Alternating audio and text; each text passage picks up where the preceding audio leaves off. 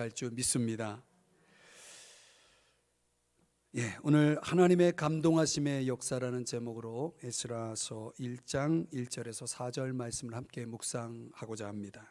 우리가 살고 있는 이 시대는 위기의 시대라 말할 수 있습니다. 또 이 위기의 시대에 우리가 바라는 것이 있다면 저는 회복이 아닐까 생각합니다. 회복, 하나님의 회복. 한번 따라 하십시다. 회복.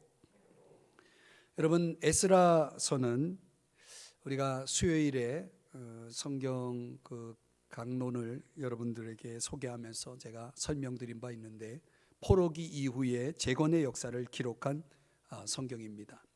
물론 에스라서 그리고 이어지는 느헤미야, 에스더 이 세 권이 이 포로기 이후의 재건의 주제를 다룬 그런 책이죠. 이 재건이라는 것은 말하자면 하나님께서 이루시는 역사라 할 수 있습니다. 그러면 하나님께서는 어떻게 그 재건의 역사를, 회복의 역사를 이루셨는가? 이스라엘 백성들을 회복하시는 그 그림을 성경에서 우리가 발견할 수가 있는데요. 하나님을 우리가 믿지만 사실은 하나님은 우리가 잘 아시는 대로 절대 주권자 아니십니까? 그렇죠? 절대 주권을 가지신 분이죠. 근데 종종 또 우리의 실상, 또 우리의 현실을 들여다볼 때에 하나님이 과연 절대 주권자라고 할 수 있을까 하는 의문을 갖게 하는 그런 우리의 현실을 우리가 종종 경험합니다. 과연 하나님이 역사하시는 방법, 하나님이 도대체 일하시는 그 방법은 무엇일까? 성경을 살펴보면 하나님이 그렇게 절대적인 주권자이시지만 어떤 경우에는 정말 하나님이 과연 능력이 있으신가? 과연 힘이 있으신가? 전혀 그런 모습이 아닌 그런 방법으로 일하시는 것을 보게 됩니다. 말하자면 하나님은 자신의 어떤 능력을 과시하거나 또는 인간을 강압적으로 다루시는 그런 방식이 아닌 그런 모습을 성경이 보여주거든요. 그래서 저는 성경을 읽으면서 종종 하나님은 왜 그렇게 일하실까? 이런 질문을 던지게 됩니다. 때때로 하나님은 우리의 당면한 현실의 문제 앞에 무능해 보이기도 하고 무력해 보이시는 하나님의 모습을 우리가 생각하게 됩니다. 왜 하나님이 이렇게 그냥 이런 현실을 방치하고 있는가? 왜 내버려 두시는가? 이런 생각을 하면서 정말 하나님을 믿는다 하지만 마음에 하나님을 향해 그 이렇게 답답한 마음을 가질 때가 있다는 것이죠. 오늘 본문 1장 1절에서 4절의 말씀을 보면은 하나님께서 이스라엘 백성들을 회복하시는 방법을 우리에게 교훈해 주고 있습니다. 1장 1절에 여러분들이 지금 성경을 펴고 계신다면 1장 1절 우리가 조금 전에 읽지 않았나요? 그냥 넘어갔나요? 네. 1장 1절을 한번 보시겠습니다. 거기 중간에 보면 바사왕 고레스의 마음을 감동시키심에, 요 감동시키심에라는 단어가 나오죠. 히브리어로는 우르라는 단어입니다. 우르. 이 우르라고 하는 단어의 뜻은 잠을 깨다, 일어나다, 지배하다, 분발시키다, 이런 뜻을 가지고 있습니다. 대충 여러분이 감을 잡으시겠죠. 이 단어가 의미하는 바를 생각하면 하나님이 감동을 시키셨다, 하나님이 어떤 일을 하고 계시는지를 알 수 있는 단어입니다. 하나님은 어떤 분이시냐면 오늘 본문에서 소개되는 하나님은 우리를 감동시키시는 분이시다. 감동시키시는 분이시다. 저는 지금 우리가 사는 이 시대에 우리에게 필요한 것이 이것이 아닌가, 하나님의 감동이 아닌가 생각을 하게 됩니다. 그래서 오늘 좀 뜨겁게 기도하면서 시작했는데 저는 오늘 이 시간에도 하나님이 저와 여러분의 마음을 감동시켜 주시기를 주님의 이름으로 축복합니다. 그렇다면 하나님이 우리를 감동시키신다는 게 도대체 어떤 의미가 있는가? 하나님의 감동하심의 역사는 어떤 성격, 어떤 특징을 가지고 있는지를 크게 세 가지로 오늘 본문 속에서 함께 묵상해 보고자 합니다. 첫 번째로 하나님의 감동하심의 역사는 모든 사람에게 주신다는 거예요. 이게 모든 사람이라고 하는 부분이 중요합니다. 모든 사람입니다. 이게 하나님의 역사라는 것을 우리는 믿는 사람 안에서만 일어난다라고 생각할 수 있습니다. 그러나 그렇지 않습니다. 우리가 믿는 하나님은요, 우리 믿는 자들의 하나님일 뿐만 아니라 모든 사람의 하나님이시죠. 그래서 문자적으로는 만유의 주라고 말씀하죠. 만유의 주라고 하는 것은 모든 사람, 인간의 모든 삶의 영역 가운데 주인이심을 의미하는 것이죠. 그게 만유의 주라는 뜻입니다. 그렇기 때문에 하나님은 모든 사람 가운데 역사하시는 분이에요. 믿는 사람이든 믿지 않는 사람이든 모든 사람들 속에서 역사하시는 분이시다. 우리가 이 사실을 꼭 기억해야 됩니다. 성경은 하나님께서 이스라엘의 그 온전한 회복을, 이스라엘의 그 재건의 역사를 위해서, 회복의 역사를 위해서 이제 감동을 주시는 그런 역사, 감동의 역사를 이루시는데 오늘 그 통로로, 도구로 누구를 사용하시냐면 당시 가장 영향력 있는 통치자 바사 왕이라고 그러죠. 1장 1절에 보니까 오늘날은 페르시아, 우리 역사 속에 페르시아라는 그런 제국, 페르시아 제국의 왕 고레스라는 왕을 통해서 그 일을 시작하신 것을 오늘 성경이 보여줍니다. 우리 1장 1절 이제 한번 읽어보겠습니다. 전체를 시작. 바사왕 고레스 원년에 여호와께서 예레미야의 입을 통하여 하신 말씀을 이루게 하시려고 바사왕 고레스의 마음을 감동시키심에 그가 온 나라에 공포도 하고 조소도 내려 이르되 아멘. 여기 보니까 우리 읽은 대로 고레스의 마음을 감동시키심에 그랬습니다. 하나님이 어떤 사람의 마음을 감동시켰다라고 할 때 그 어떤 사람은 믿는 사람만이 아니라 이렇게 고레스라는 사람은 하나님을 믿는 사람이 아니거든요. 페르시아 왕 고레스가 그 페르시아 바사의 왕이다 이렇게 소개하고 있잖아요. 그 신앙의 사람이 아닙니다.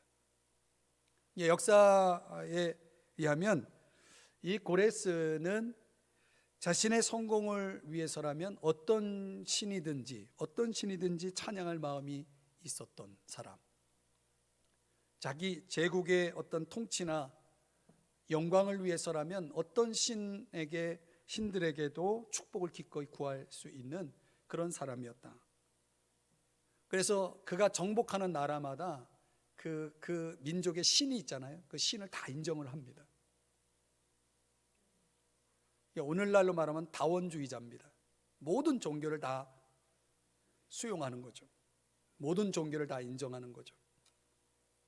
그러니까 자신의 통치를 유지하는 그 방식이 그 모든 나라의 신들을 인정하고 그들의 종교성을 인정하고 그들의 신앙을 인정해 주는 방식으로 유화적인 이런 방법으로 통치를 했던 왕입니다.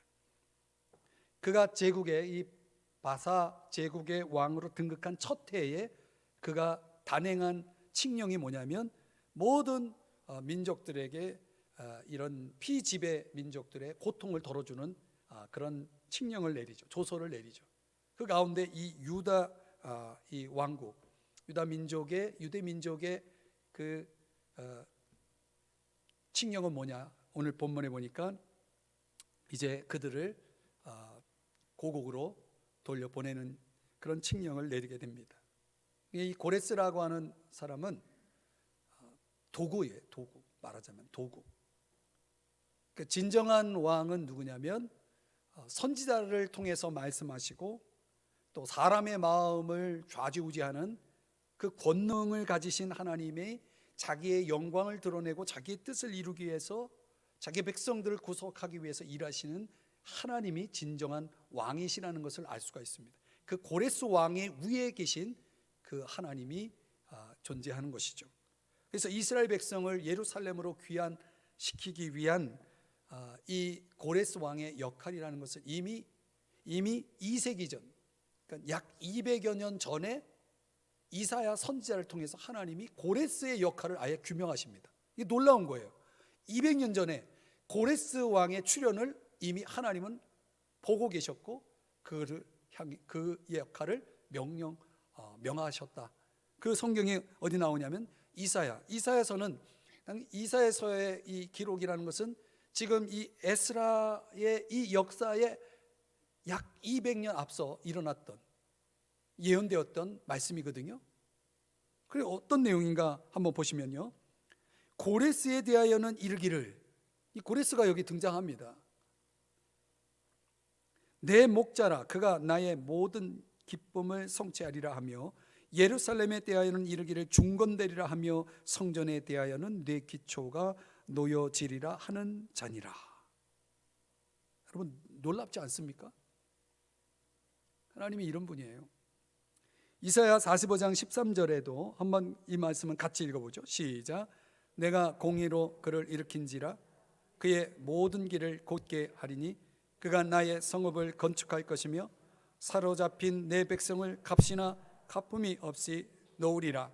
만군의 여호와의 말이니라 하셨느니라.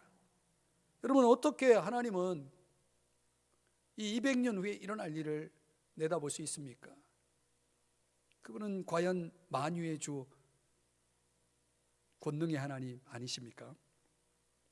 고레스의 그 왕의 정복과 그리고 정책들이라는 것은 페르시아인들이 가지고 있는 어떤 정치적 능력에 기인한다라고 볼 수 있겠지만, 사실은 이것은 하나님의 손에서 하나님의 뜻과 계획 안에서 벌어지고 있는 일이었다. 그러니까 인간의 역사를 평가할 때하고 하나님의 관점에서 인간의 역사를 평가할 때가 이렇게 다르다는 거죠. 고레스 왕은 자기 머리에서 나온 정책인데 이걸 하나님은 200년 전에 벌써 그것을 계획하셨고 지금 그걸 이루고 있는 것입니다.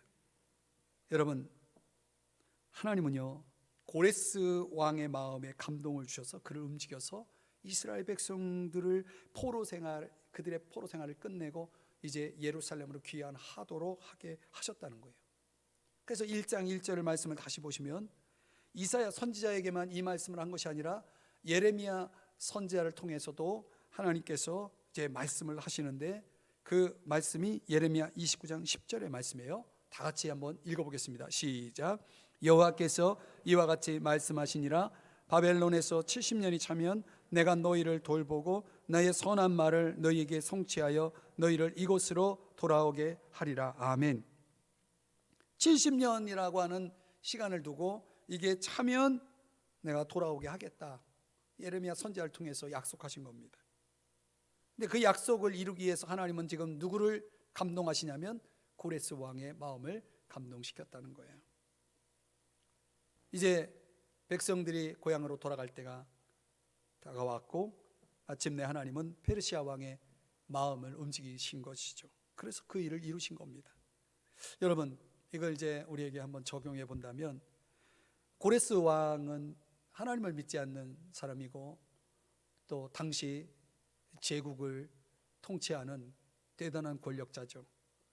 그의 마음을 움직일 수 있는 인간은 없습니다.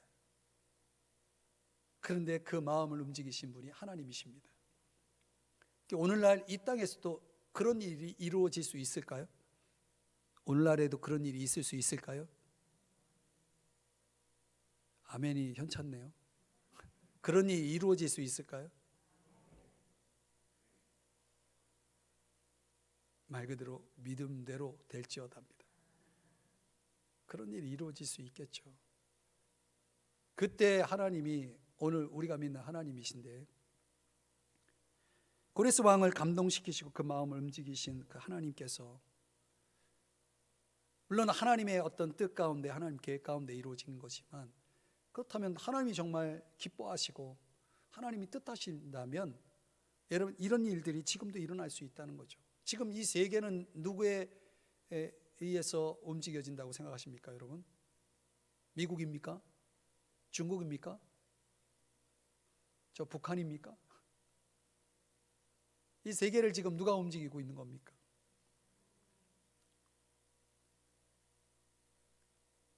우리가 이거를 어떤 국제적인 그런 그 차원에서 또는 정치적인 차원에서 뭐 바라볼 수도 있겠지만은, 이런 하나님의 어떤 이 시각으로 바라본다고 했을 때 지금 이 세계는 하나님의 손에서 움직이고 있는 것입니다. 그렇기 때문에 오늘 저와 여러분이 기도가 필요한 거예요. 여러분 다니엘서 9장에 보면은 참 놀라운 이 선지서들의 전체적인 이런 연결고리 속에서 우리가 이 답을 풀어야 되는데요. 다니엘서 9장 2절 3절을 보면은 곧 그 통치 원년에 나 다니엘이 책을 통해 예레미야서를 얘기합니다. 책을 통해 여호와께서 말씀으로 선지자 예레미야에게 알려주신 그 연수를 깨달았나니. 조금 전에 우리가 읽었던 예레미야 29장 10절의 말씀을 연결해서 다니엘이 그 말씀을 깨달은 거예요. 그 말씀을 깨닫고 나서 70년 만에 그칠 것이구나, 이제 돌아갈 때가 됐구나 해서 다니엘이 뭐 하냐면 이 3절에 보니까 다 같이 읽습니다. 시작. 내가 금식하며 베옷을 입고 죄를 덮어쓰고 주 하나님께 기도하며 간구하기를 결심하고. 하나님의 일하심을, 하나님의 통치적 어떤 일하심을 이 다니엘은 알고 있었고 믿고 있었고, 그리고 거기에 대한 약속의 말씀이 있으니까 그 말씀과 권능의 하나님을 붙잡고 뭐 하기로 결심해요? 기도하기로 결심했다는 거예요. 다니엘은 약속의 말씀 붙잡고 기도를 했다는 것이죠. 우리도 이런 기도를 해야 되는 겁니다. 우리도 이런 기도를 할 수 있어야 되는 거예요. 우리도 하나님의 약속의 말씀을 믿고 붙들고 하나님 앞에 엎드려 기도할 수 있어야 되는 것입니다. 그래서 금요기도회가 우리에게 있는 거 아니겠습니까? 디모데전서 2장 1절 2절 우리가 잘 아는 말씀, 바울의 디모데에게 너는 무엇보다도, 첫째로라고 하는 것은 무엇보다도 우선적으로 최우선순위에, 이런 뜻이거든요. 최우선순위에 너는 뭘 하라, 이렇게 말씀하시죠. 모든 사람을 위하여 간구와 기도와 도구와 감사를 하되 임금들과 높은 지위에 있는 모든 사람을 위하여 하라. 우리가 모든 사람을 위해서 기도할 뿐만 아니라 특별히 위에 있는 자들을, 위정자들을 위해서 기도하라, 이렇게 말하고 있는 것입니다. 그럼 우리는 조 바이든을 위해서도 기도할 수 있는 거고, 시진핑을 위해서 기도할 수 있는 거고, 저 김정은을 위해서 기도할 수 있는 거고, 우리 문재인 대통령을 위해서 기도할 수 있는 거, 모든 나라의 통치자들을 놓고 우리가 하나님 앞에 기도할 때에 하나님은 그들의 생각, 그들의 주관, 그들의 정책, 그들의 어떤 동기가 있겠지만은 하나님, 그래도 하나님은 그들의 마음을 움직일 수 있는 거예요. 믿으시기 바랍니다. 하나님이 움직이시면 움직이시는 거예요. 감히 하나님이 하겠다는데 누가 그 뜻을 거스릴 수 있겠습니까? 사랑하는 여러분, 모든 사람의 마음을 감동하신다. 이게 참 우리들에게는 얼마나 큰 메시지인지 모릅니다. 내가 제한할 수 있는 사람도 있겠죠. 그 사람은 절대 안 움직여. 여러분, 절대라는 말은 하나님에게만 해당되는 거지 어떻게 인간이 절대라는 말을 쓸 수 있습니까? 그러나 오늘 우리가 이런 믿음을 가지고 기도해야 그런 믿음의 기도를 통해서 하나님 역사하는 거 아니겠어요?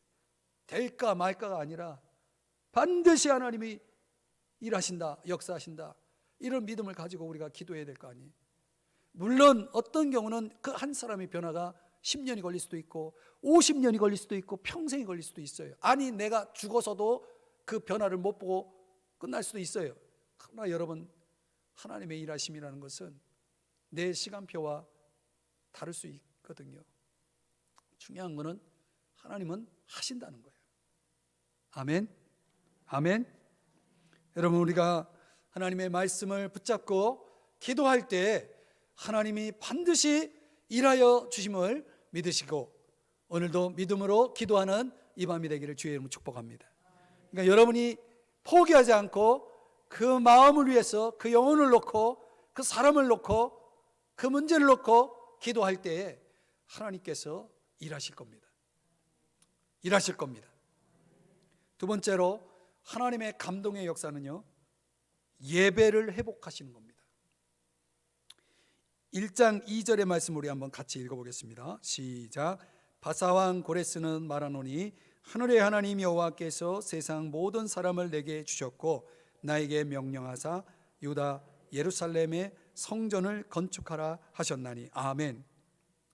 여러분, 하나님께서 고레스 왕의 마음을 감동시켜서 이스라엘 백성들을 이제 예루살렘으로 귀환하게 하셨죠. 그게 다가 아니죠. 오늘 여기 보니까 성전을 건축하라 하셨나니 그랬어요. 여러분, 고레스 왕은 믿지 않는 사람이라고 말씀드렸잖아요. 그가 뭐 성전에 대해서 관심이 있겠습니까? 성전이 뭔지는 알기나 합니까? 그런데 하나님이 그 마음을 감동해서 성전 건축하라고 말한 거예요. 여러분, 이게 고레스 왕의 머리에서 나왔겠습니까? 마음에서 나왔겠습니까? 이건 하나님이 하시는 일이거든요. 앞서도 말씀드렸지만은 고레스는 굉장히 그 피민족들의, 그 피지배 민족들의 어떤 그 친화적인 정책을 실행해서 통치를 유지한 사람이라고 말씀드렸잖아요. 각 민족의 어떤 신앙을 존중하는 방식이 그의 통치 방식이었기 때문에 좀은 뭐 이럴 수 있죠. 이렇게 어떤 문화적인 정체성을 인정함으로 그 나라의 어떤 그런 종교를 인정해서 뭐 그 거대한 제국을 만들고 그 제국 안에 흡수되어도 그 각 민족들이 이제 불만을 갖지 않게 만드는 그런 어떤 정치적인 어떤 동기가 숨어 있을 수도 있어요. 그래서 어떤 학자는 이거는 순전히 고레스 왕이 자신의 거대 제국의 통치의 유익을 위해서 이렇게 단행한 것이다, 이렇게 말을 하거든요. 그렇게 해석하는 학자들도 있어요. 그러나 우리가 1장 1절을 봤잖아요. 이거는 고레스 왕의 정치적 동기에 의해서 나온 것이 아니고 이거는 지금 하나님이 하고 계시는 일이거든요. 하나님이 성전을 건축하라 하신 거예요. 그래서 고레스 왕이 그렇게 말을 한 겁니다. 그럼 왜 하나님은 고레스 왕을 통해서 성전 건축을 명령하셨을까요? 이제 예루살렘 본향으로 돌아가는 그 유대 사람들에게 당신들 가서 제일 먼저 성전 건축하라, 이 얘기를 한 거예요.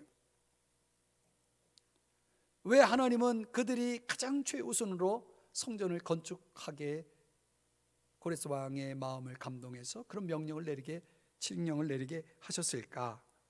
우리가 여기서 생각해 볼 것은 성전의 의미죠. 여러분, 구약 당시에 이 성전이라고 하는 것은 어떤 목적 하에서 세워졌습니까? 당연히 하나님을 향해 제사하도록, 그죠? 제사하면서 하나님을 만나는, 하나님과의 구별된 만남을 위해서 마련된 장소 아닙니까? 하나님이 영광 가운데 임재하신 것을 경험하고 하나님을 깊이 만나고 또 하나님을 예배하도록 하기 위해서 마련된 성전이죠. 그렇죠? 물론 그 성전이라는 하나의 건물이 없어도 예배는 가능하지 않습니까? 그러나 구약 시대에는 성전은 아주 절대적인 필수였죠.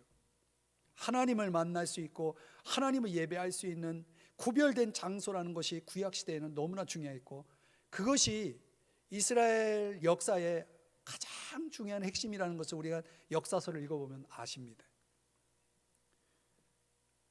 그러니까 이스라엘 백성들이 고향으로 돌아가는 것보다 더 중요한 것은 그들이 예배를 회복하는 것이었다.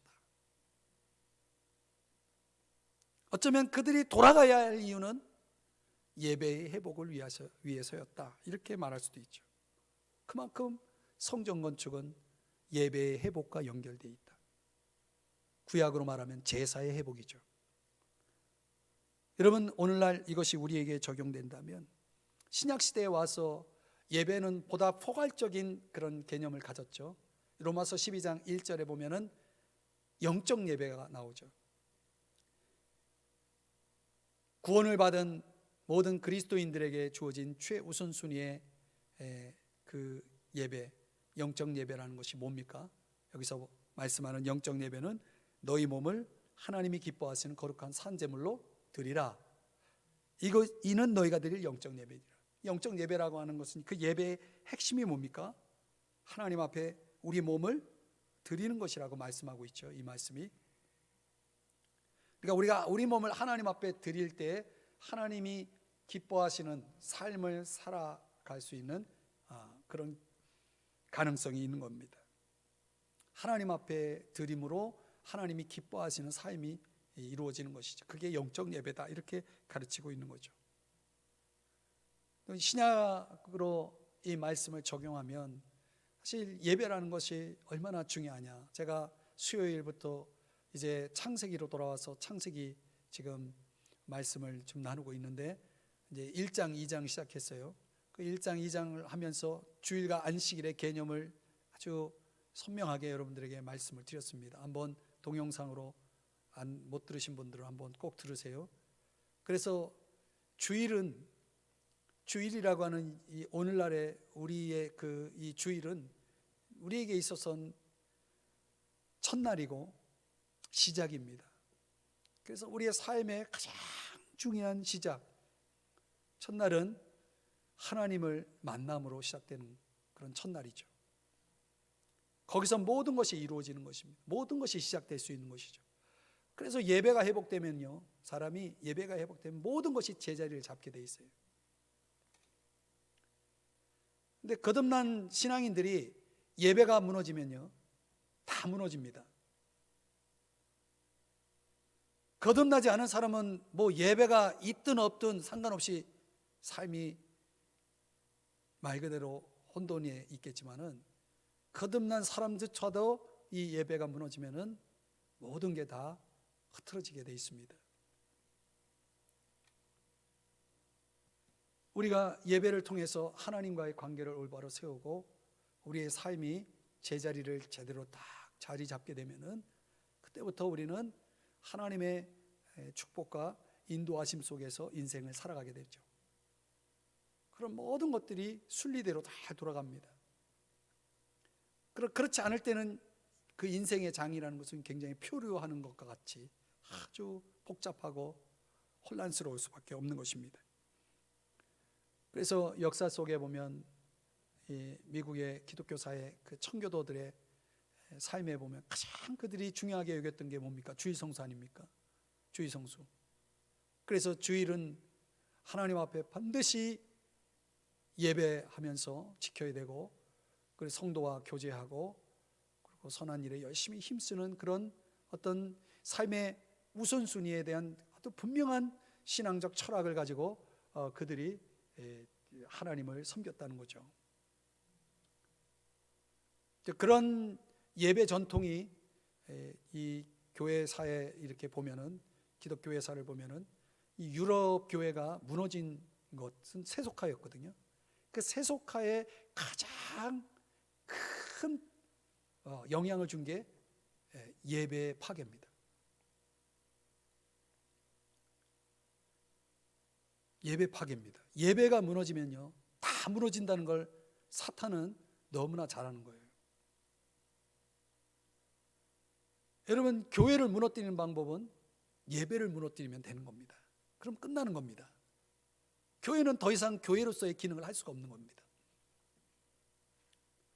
그래서 안타깝지만 이 코로나19 상황 속에서 우리는 이런 현실을, 또 이 방역이라는 중요한 이 과제를 풀어내기 위해서 어떻든 모이는 걸 제한하고 여러 가지 이제 방법으로 애를 쓰고 있지만은 그렇게 해야 됩니다. 또 그렇게 협조를 해야 되고, 우리가 더 열심히 그 준칙을 잘 지켜가면서 우리의 건강뿐만 아니라 우리 이웃과 사회의 이런 회복을 위해서 우리가 교회가 앞장서서 해야 됩니다. 그런 문제는 그런 걸 비밀로 해가지고 예배를 포기하고 예배가 무너진 사람들이 너무나 많다는 거예요. 얼마든지 예배할 수 있는 방법이 있고 비대면 예배라는 것도 있고 온라인 예배를 드리지 않습니까? 얼마든지 할 수 있는 이런 예배적인 어떤 그런 채널이 있음에도 불구하고 그래도 안 하잖아요. 무너졌다는 거거든요. 이제 우리 시대도 유럽 교회가 무너진 것처럼 우리 한국 교회도 세속화가 엄청나게 지금 그 바람이 불고 있고, 저는 상당히 심각하다고 생각을 하고 있습니다.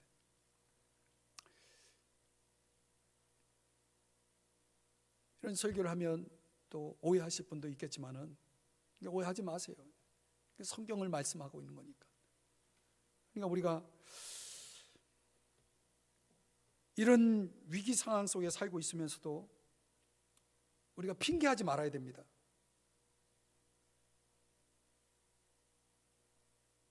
하나님은 지금 고레스 왕의 마음을 감동시키기까지 해서 이스라엘의 그 무너진 예배를 회복시키기를 간절히 원했던 하나님이십니다.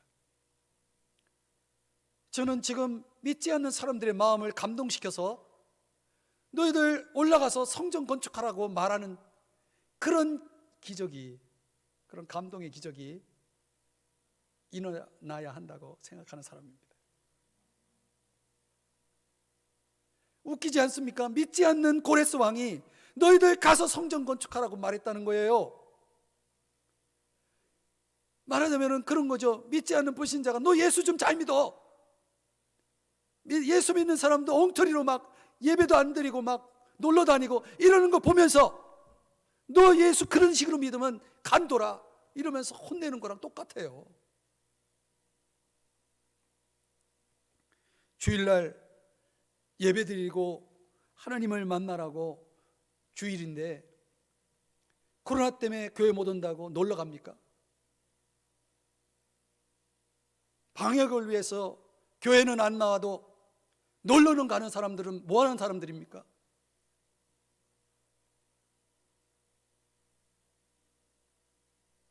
여러분들을 혼내는 게 아니에요. 지금 답답해서 그래요. 답답해서.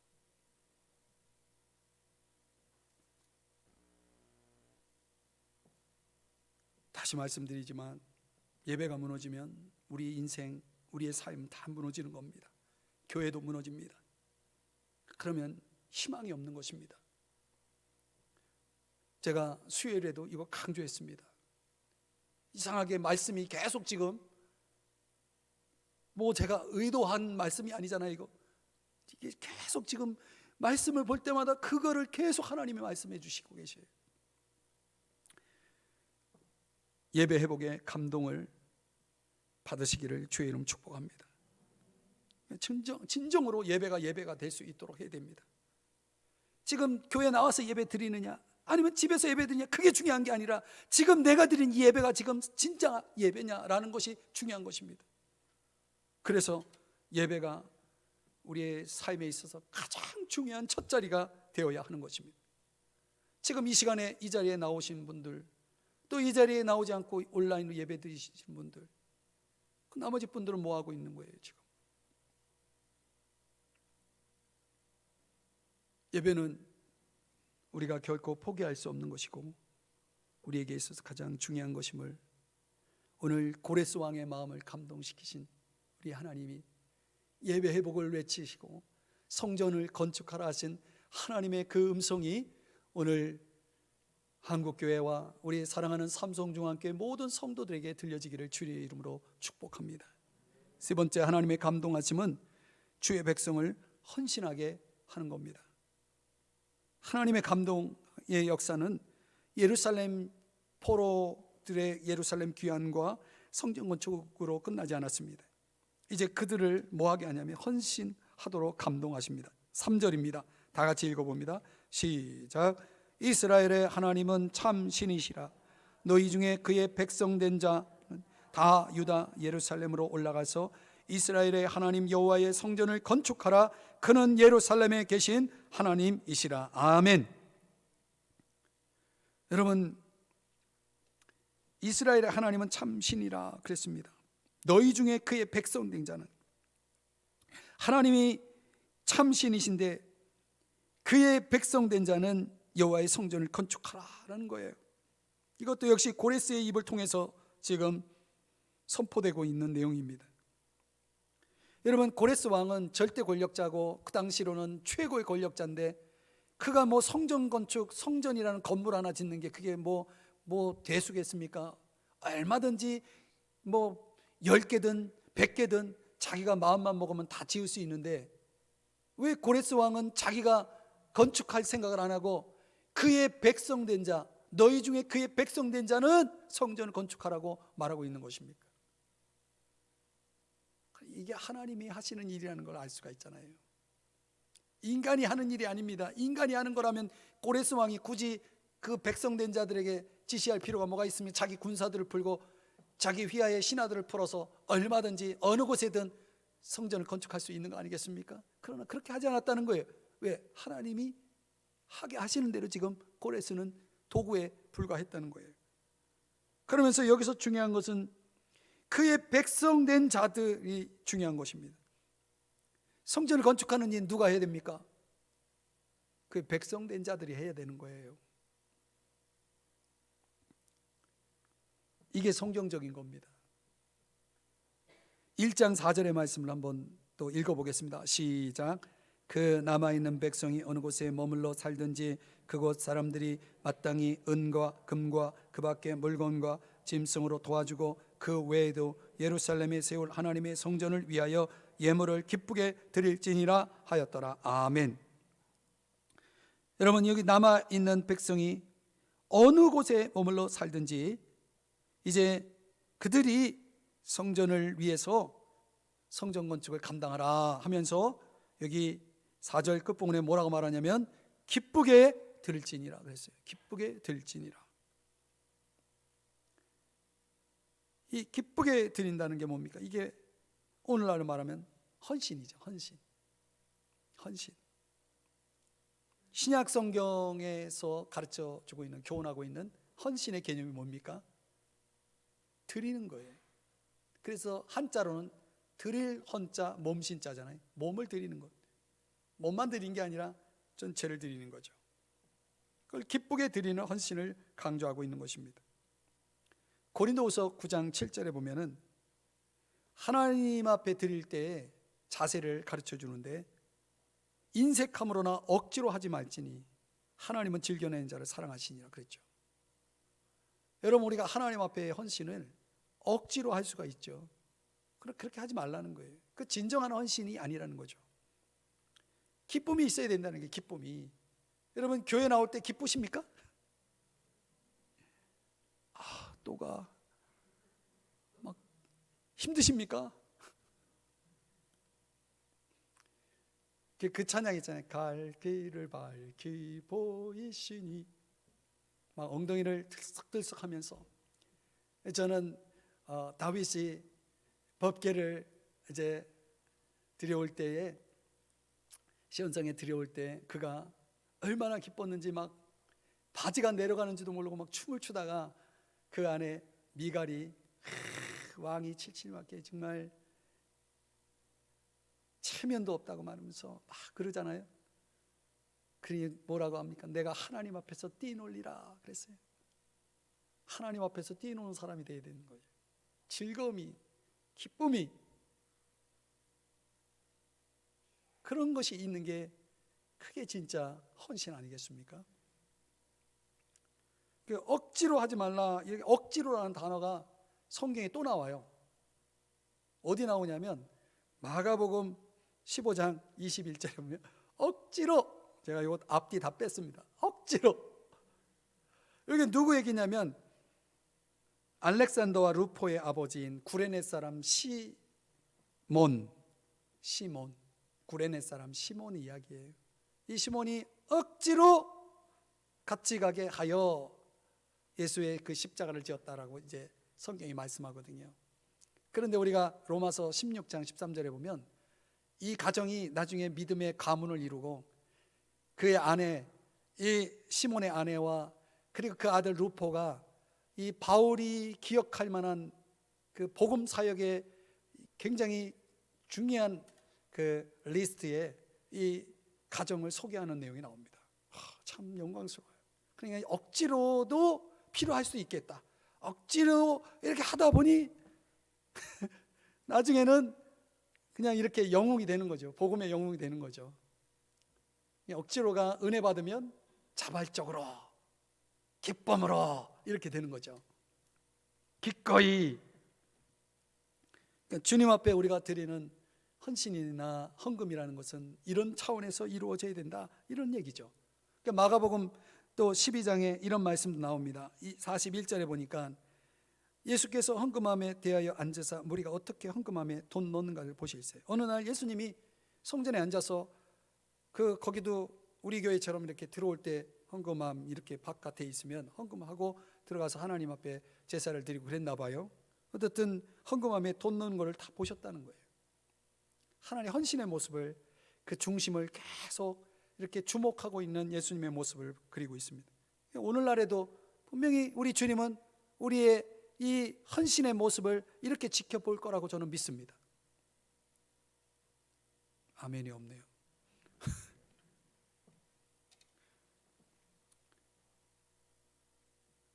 우리가 하나님 앞에 헌신한다는 건 그 안에 우리의 믿음이 들어가 있고, 우리의 사랑이 들어가 있고, 우리의 기도가 들어가 있고, 모든 것이 다 들어가 있는 거죠. 이 가난한 과부가 드린 두렙돈이라는 것이 뭐 돈의 가치나 있는 겁니까? 그 1데나리온이 이 노동자의 하루 일당이었다고 그래요. 하루 일당인데 거기에 300분의 1이 두렙돈입니다. 그러니까 300개를 모아야 노동자 하루 벌이 그 일당에 해당되는 돈이 되는 거예요. 그 300분이라는 건 예를 들어서 요즘 뭐 10만 원을 일당으로 받는다 생각하면 그 300분의 1이면 얼마예요?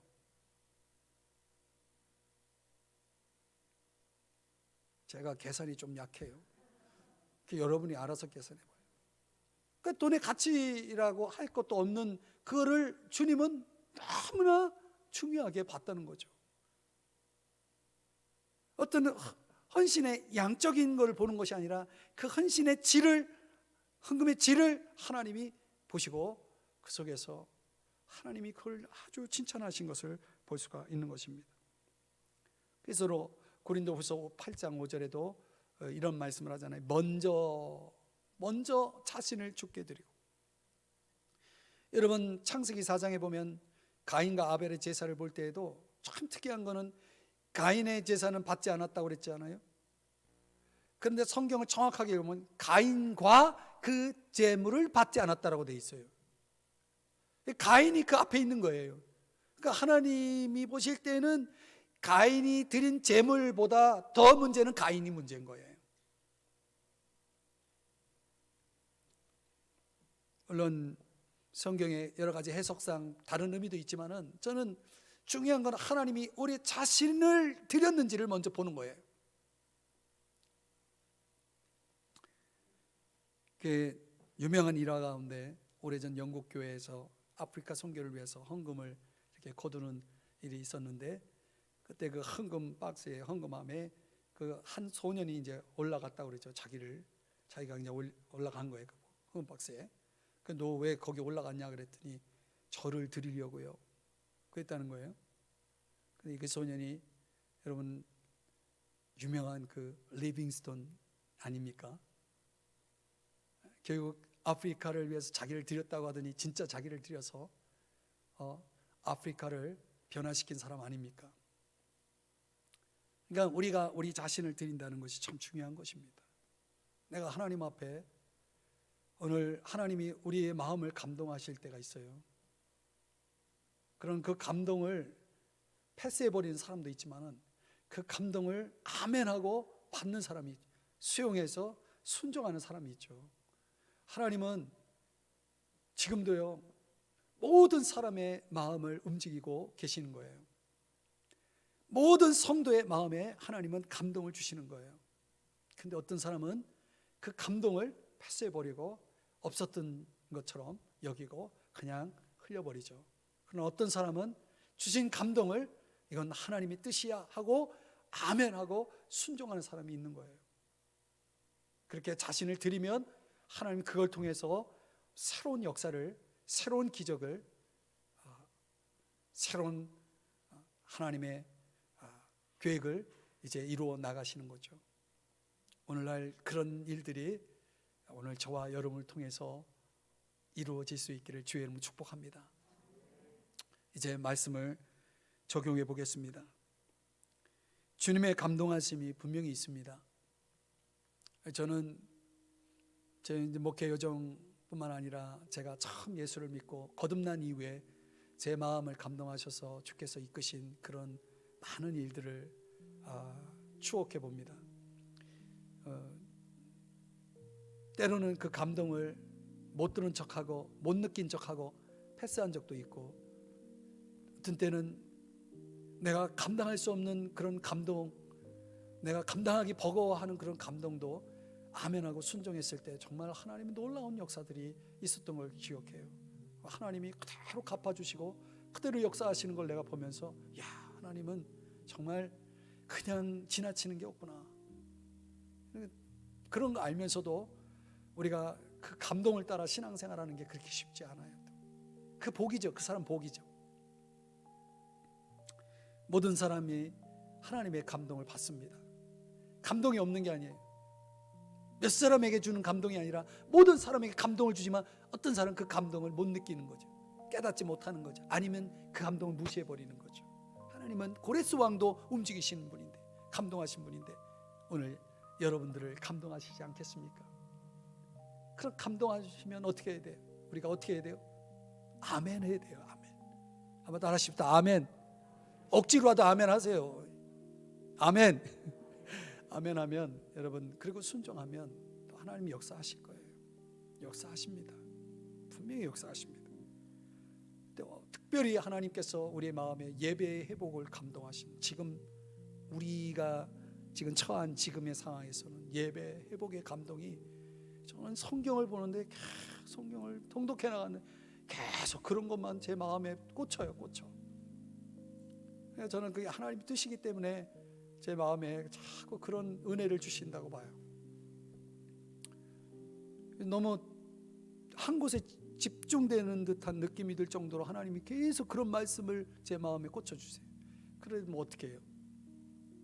그 말씀이 정말 하나님이 기뻐하시고 원하시는 뜻이라는 걸 생각하면서 예배 회복에 감동하심을 받을 때에 여러분, 우리가 예배에 생명을 걸어야 되고 최우선순위를 두고 살아야 됩니다. 예배 성공이 인생 성공이고 교회의 성공이고 나라의 성공임을 여러분 꼭 명심하시기를 바랍니다. 헌신의 감동을 받을 때에는 여러분 주저하지 마세요. 억지로 하지 마세요. 즐거이 드리세요. 그러면 주님이 갚으실 겁니다. 주님의 영광이 함께할 것이고요, 주님의 역사를 이루실 거고요, 주님이 반드시 축복으로 임하여 주실 것입니다.